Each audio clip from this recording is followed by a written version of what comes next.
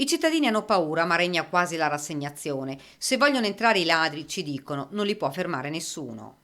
Cosa femo? Non lo so, mi dica cosa femo. Non c'è niente da fare. E poi passare i carabinieri quante volte su un giorno chi vuole, perché tanto io li tendo i carabinieri e ne tendono anche noi altri. Non c'è nessun problema. Il furto di venerdì riporta al centro dell'attenzione i colpi messi a segno nelle ville di Mogliano, come quella di novembre, a casa del petroliere Miotto aggredito assieme alla famiglia. Mia moglie, ci dice questo residente di Via Gorizia dove è avvenuto l'ultimo furto, è spaventata. Lei dice, vedi che hanno fatto? Ma ha paura, lei ha paura, io no. Io se li vedo, prendo un rastrello, glielo do sulle gambe, vedrà che quelli non vengono più qua.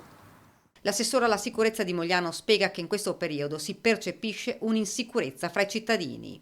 Noi però invitiamo tutti a tenere alta l'attenzione e a mettere in campo tutte quelle piccole azioni che possono far dissuadere i delinquenti, come il chiudere quelli che sono gli infissi anche durante la giornata, chi ce l'ha accendere il sistema di sorveglianza, l'allarme anche durante il giorno, che praticamente in quegli orari dove ci sembra quasi impossibile che ci sia qualcuno pronto ad agire.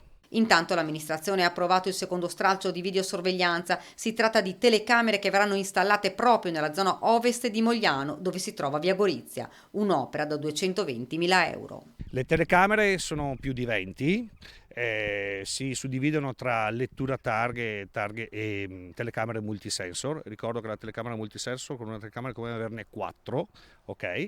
E queste aiutano, diciamo, a aumentare quella che è la percezione di sicurezza da parte dei cittadini, ma soprattutto aiutano le forze dell'ordine a svolgere le loro indagini.